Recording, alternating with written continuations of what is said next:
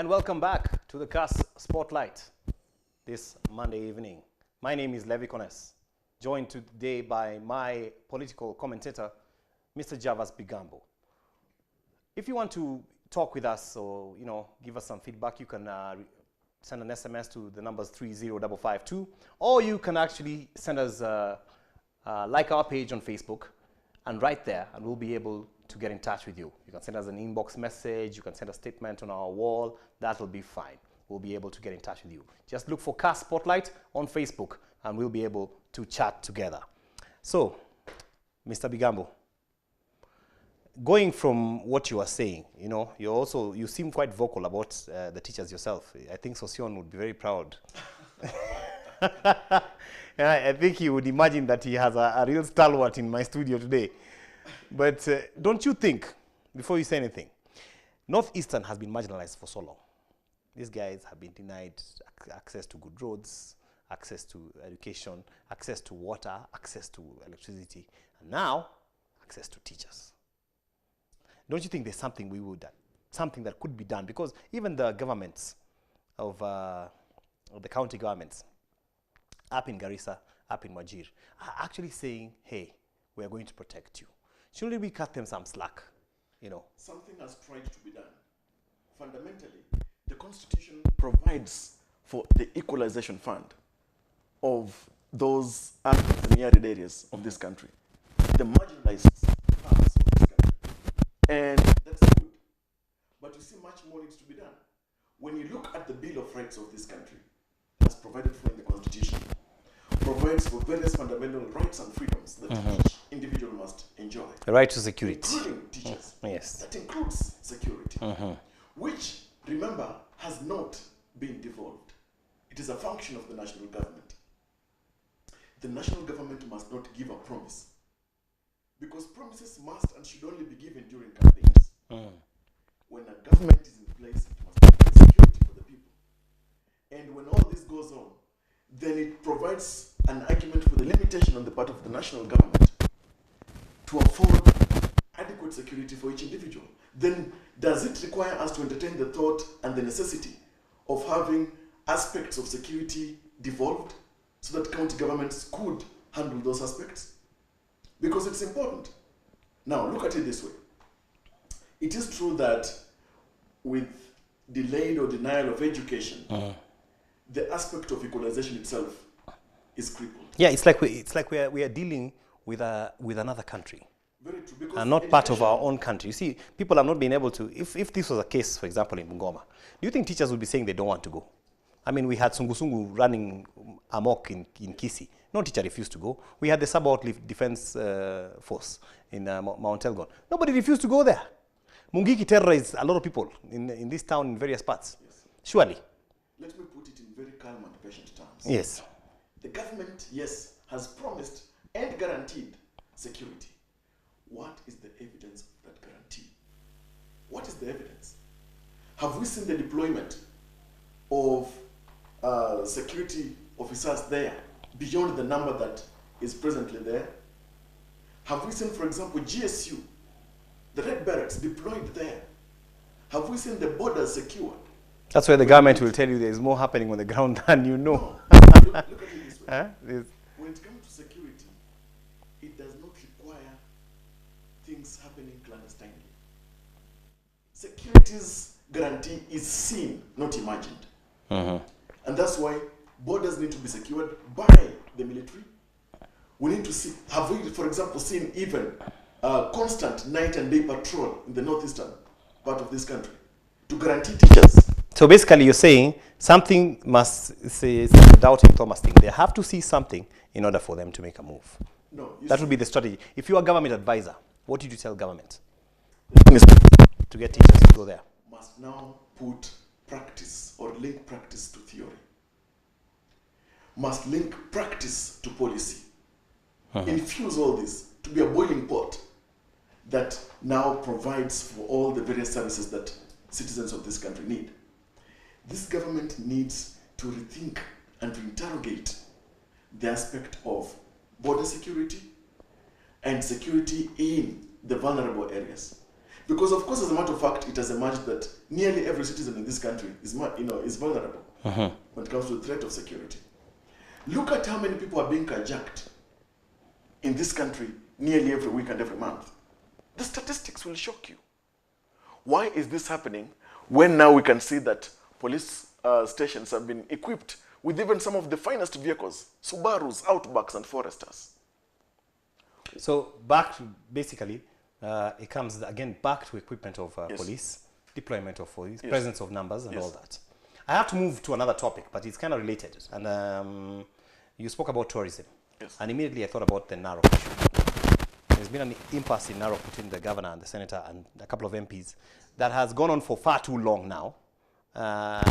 Even people from outside Narok County are now beginning to wonder what was going on there. When it started, a lot of people thought, well, it's a county affair, itaisha. But I think their county is now affecting the country because, as it turns out, Masai Mara is there, and we rely on Masai Mara heavily as part of our revenue for tourism. And tourists are even beginning to shun going there because of this impasse between these two leaders. What really is the story?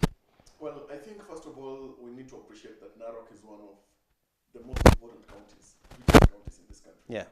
Only perhaps second to Nairobi, Mombasa, and so forth. And it's important that we look at it in that perspective. Thing is, as a matter of fact, we know very well that beyond the cosmetic feuds that possibly can be seen, there is so much that is simmering, some underlying fist fights between various sections of leaders. Why? By the way, these chaps are all from the same party. All of them are from the same party. These are all URP guys. Except possibly one. Except possibly one. But you know, KMC, no, but governor, senator, the big dogs are all from... Very true. From the thing is this. I think what is now at issue that has been brought by the camp fighting of the government is that they're interrogating the matter of the electronic revenue collection through KASS. And the governor on his part has responded by arguing that it is because the manual collection of revenue was benefiting a few, some kind of cartel. And he has closed those taps. Yes. So some are suffering from the hemorrhage of hunger that maybe they were not initially used to. But I think it is important that, and then there's the question of clanism. The argument that the governor is from a small clan and that the senator is from the biggest clan, and that therefore by argument of coming from the biggest clan, then they are entitled also to the bigger portion, whether it is of employment or contracts with the county government and so following. But I think it's important at this point in time to look at the essence, wisdom, and the necessity of devolved government in Kenya. When you look at the objects of devolution in Kenya, then actually the feuds must not be entertained. Because we know very well that we are just in the first term of, after elections, of the devolved government being executed or rolled out. Yes. And Kenyans, by their nature, having been billed or voted in 2003 as the most optimistic people in the world, people always expect too much too soon. Really? You think it's about high expectations? That is one. The issue is the high expectation across all the counties. Yes. People expect that devolution should now make everything just work at the click of the button.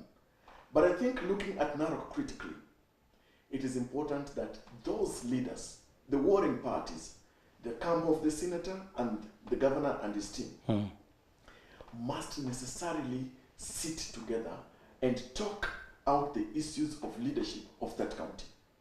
Because, for example, when reports emerge, and you've seen it, that, for example, it's been reported that the governor is calling for dialogue, then the other leaders are dismissing dialogue, and even one. And the deputy president called them. Yes. And some guys refused to show. And actually, for example, when you look at MP Johanna Ngeno dismissing the deputy president by indicating that the conflict is too superior to the deputy governor to handle. He said he wanted the president. Yes. And that's their party chairman. Yes. It is disrespecting the office of the deputy president in this country. Secondly, it is an utterance that must not come from a leader. Regardless of which side whoever wants to look at it, I think leaders must start weighing their words in public and utterances. And that leaders should know that their responsibility, because when you look at the leadership under the devolved government, it is important that leaders must work together. None is exclusive. But let me tell you, isn't it a worrying trend though? Because if you look at just Narok is one, then there's Makueni. There is Makueni. Then there are all these other counties that seem to have issues every now and then. There are emerging issues in Machakos. Yes. Machakos, Kwanza, was even a really big issue, actually. Yes. People are ganging up against people. Yes. There has been the Wambora case in Embu. You know. Then, yes. Then we look at Nandi Hills. Yes. Just last week, issues were emerging, some simmering tensions. Yes. What does that say about, were we ready for devolved, for devolved government, or should we? I would want to reverse that question. You know. Were the leaders ready for the positions that they're holding today? Because when you look at it critically, it is emerging that some leaders miscalculated. They thought the senator would be the thing. Will be superior, will determine and command issues.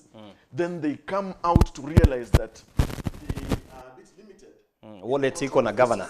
Yes. And that there is the county chief, is actually not the senator, but the governor. Right. And the kind of huge resources that they superintend over.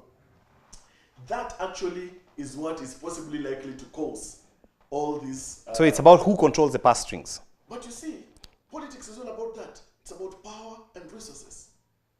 And that's why even there is a law that was passed to have senators chair development boards in the county, which actually even trashes the necessity of oversight on the part of Senate. Because they're supposed to be very independent of the governor and their work so that they can look at it and evaluate. The thing is this, and that's why with the benefit of foresight, it is possible that most of the people who are holding the office of senator today, in 2017, they'll go for the office of governor. Because they have seen what that office holds. And I think it's important that now leadership must be demystified. The aspect of leaders looking at the resource control and what they can make in terms of contracts and all sorts of things should be actually thwarted in the minds and hearts of men and women of this country, to the extent that leadership must be about service, not overlordship in this country. It should be about service to the people. It should be about transformation. It should be about seeing that lives of common. So what happens to to Narok now? Look at Narok. Going on forward. I think the people, these are the residents first of all. The residents of Narok must demand that their leaders must dialogue. Because all those leaders, Narok County can only progress when all those leaders sit together. But the residents already seem to have been shepherded into two different camps. And that's why now the commodity that wisdom is must reign supreme. And actually, secondly, that leaders must not be given the latitude to divide people along whatever kind of lines that at will. It must be demanded, and actually when you look at the National Cohesion and Integration Commission and the Kenya National Commission of Human Rights Commission should come in at times such as this, when they are needed the most. Because when we see even in the dailies that one section is claiming that it's from the superior clan, that does not further cohesion. No, it doesn't. That furthers division. The national cohesion has been far too silent, far too absent in the issues of Narok. How much power does the National Cohesion Commission have? Well, of course, we know that it's a toothless bulldog. I've been trying to, by the way, get the Honorable Ole Kaparo here. He should be here next week. Yes. But how much power does he have? Now, you see, beyond the cosmetic what can they really do? Work that they do, the National Cohesion and Integration Commission has distinguished itself as one of the constitutional bodies that is doing so much that is cosmetic, so little that translates into furthering the cohesion and the unity of the people of Kenya. Look at how they go into boardroom negotiations on a section of other leaders and take others to court and have, or decide to be silent on other issues of national importance. The Kaparo Commission must pull up its socks from around the anklets because it's letting Kenyans down, it's letting its hallowed place in the Constitution down. And that's why, moving forward, the Kaparo Commission must move in with tremendous speed and bring together the leaders of Narok and have them dialogue. In fact, when they are called, for example, whether it's the president or the deputy president calling for these discussions, the National Commission and Integration Commission must not be absent in such a There must be part and parcel. I hear you. Yes. So it's not that you think they may not even know exactly what they're supposed to do. Because the thing is this, if at all constitutional bodies granted by law are investigating all these allegations, why should the feud go on? You see, saa zingine unachezea mbuzi kitaa badala ya kuchapa mbuzi. Chapa mbuzi, National Cohesion Commission. Yes. We'll take a quick break. We'll be right back. You stay tuned. Don't go away. This is the KASS Spotlight.